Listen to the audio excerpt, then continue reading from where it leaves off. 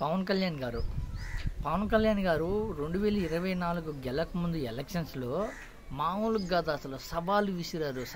సవాలు కాదు, ఒక మాటలో చెప్పాలంటే అసలు విరుసుకుపడ్డాడనే చెప్పొచ్చు. ఏదైనా చిన్న సంఘటన జరిగినా సరే వాళ్ళ కుటుంబంతో పోల్చి మా అక్కకి మా చెల్లికి రక్షణ లేదు, మా అక్కలకి రక్షణ లేదు అనే విధంగా విపరీతంగా విమర్శ చేశాడు వైసీపీ పార్టీ మీద.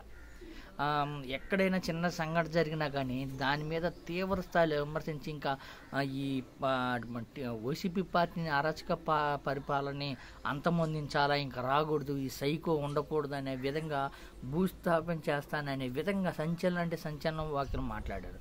టీడీపీ పార్టీ గెలిచిన తర్వాత ఇన్ని అరాచకాలు జరుగుతుంటే ఇన్ని అరాచకాల మీద కానీ ఒక్కసారి మాట్లాడకపోవడం ఎంత దారుణమో చూడండి.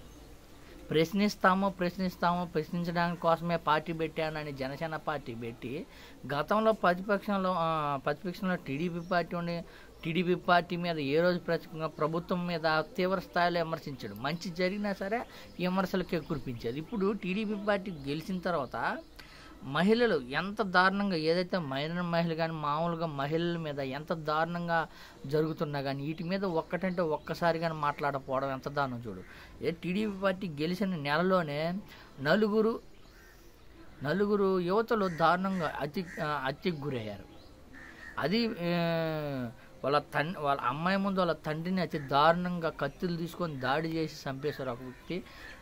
నిన్న జరిగిన 5వ తరగతి పాప మీద ఎంత దారుణమైన సంఘటనలో, మొన్న 9వ తరగతి అమ్మాయి మీద అతి దారుణంగా కత్తులు తీసుకొని ఇంత దారుణంగా పొడిచి ఇంత దారుణంగా జరిగితే కనీసం ప్రశ్నించలేదు కదా, కనీసం కంటికి కనిపించింది లేదు.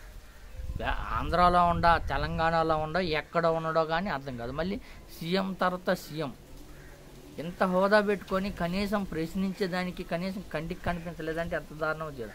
పైపెచ్చు వైసీపీ కార్యకర్తల మీద దాడులు, దౌర్జన్యాలు అన్నీ అయిపోయాయి. సరే పార్టీకి సంబంధించి పార్టీకి పెట్టుకోవచ్చు అనుకోవడం, కానీ ప్రజలకి ఇంత అన్యాయం జరుగుతా, ప్రజలు ఇంత దారుణంగా ప్రజల్ని దాడులు చేసి ప్రజలు ఇంత హత్యలకు గురులు అవుతున్నా కానీ, ఇంత దారుణాలు జరుగుతున్నా కానీ కంటికి కనిపించకపోవడం, కనీసం ఒక్కసారి కానీ మాట్లాడకపోవడం ఎంత దారుణమో చూడు. ప్రశ్నించడానికని పెట్టుకొని పార్టీ ఎక్కడ ప్రశ్నించాడు అంటే వైసీపీ పార్టీలోనే దారుణాలు జరిగాయి, ఇప్పుడు టీడీపీ పార్టీలో దారుణాలు జరిగినా కానీ మాకు కనిపించినా మేము ప్రశ్నించము అనే విధంగా పవన్ కళ్యాణ్ గారు ఉన్నారనే చెప్పుకోవచ్చు.